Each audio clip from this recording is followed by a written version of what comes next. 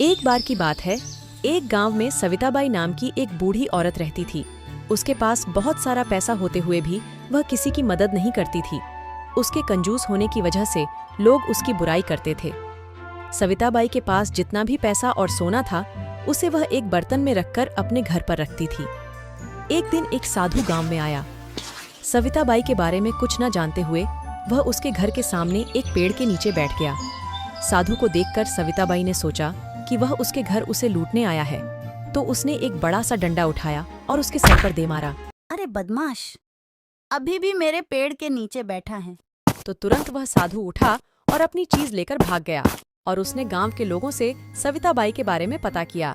वह सविताबाई तो बहुत कंजूस है और किसी की मदद नहीं करती। बुढ़िया के पास पैसा बहुत है, लेकिन देती किसी को नहीं। सविताबाई दान दक्षिणा कुछ नहीं करती थी। सबसे एक जैसी बात सुनकर साधु को सविताबाई पर दया आई और उसने उसे बदलने की सोची। उस दिन आधी रात को सविताबाई के घर के सामने एक अनोखी घटना हुई। कोई एक काला मुखौटा पहने अपने सिर पर 9 मटके रखकर अजीब सा नाच रहा था। जब सविताबाई ने पायल के घुंघरू की आवाज सुनी तो उसने एक बड़ा सा डंडा हाथ में लेकर घर का दरवाजा खोला।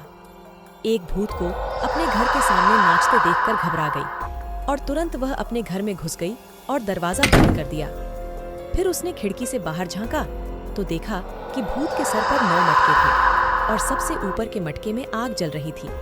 कुछ देर नाचने के बाद भूत ने सबसे ऊपर वाले मटके को जमीन पर फेंक दिया और बचे हुए 8 मटकों के साथ गायब हो गया। जब सविताबाई बाहर आई तो उसे मटके के टुकड़ों के अलावा और कुछ नहीं मिला। तब सविताबाई डर गई और चिल्लाते हुए बोली, मेरे घर में भूत आया था, कोई मेरी मदद करो। मेरे घर में भूत आया था, कोई मेरी मदद करो। क्योंकि सविताबाई को कोई पसंद नहीं करता था तो किसी ने उसके चिल्लाने की फिक्र नहीं की। एक भूत मेरे घर के आगे नाच रहा था, इसका क्या मतलब हो सकता है? मुझे बहुत डर लग रहा है। लेकिन किसी ने उसकी बातों पर ध्यान नहीं दिया, बल्कि उसकी तरफ देखा भी नहीं।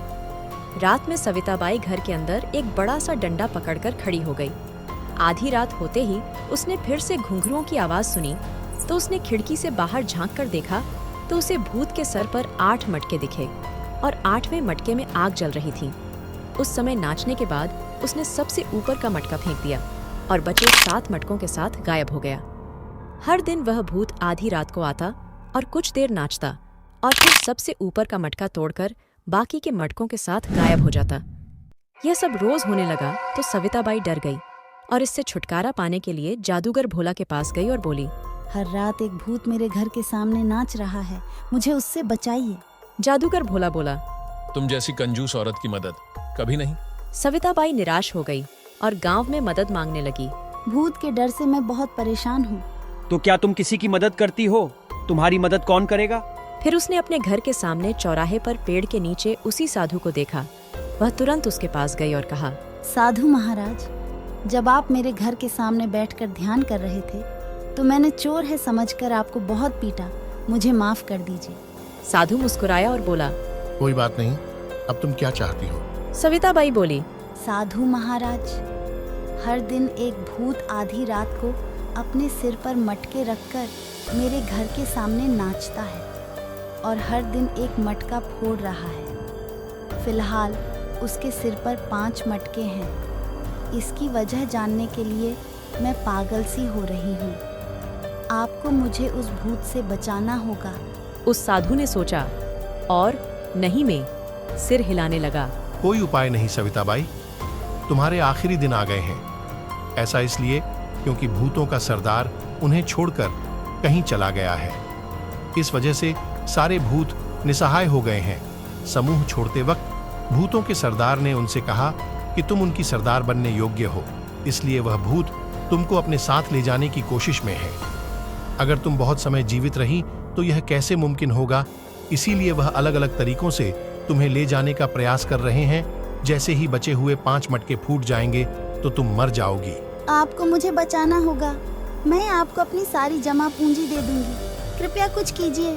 अच्छा ठीक है, आज से तुम श्रद्धा पूर्वक घर में पूजा, दान, सहायता और दूसरी अच्छी चीजें करना शुरू करो, बाकी मैं देखता हूँ। उस दिन से सविताबाई ने दान देने का निश्चय किया, लेकिन जब वह लोगों को दान देने पहुंची तो किसी ने उससे कुछ नहीं लिया। लोग उससे दूर जाने लगे, यहाँ तक कि कुत्तों और कौओं ने भी उसके डालें खाने को नहीं छुआ। और उस रात कमलाबाई के घर के आगे एक और मटका फूट गया।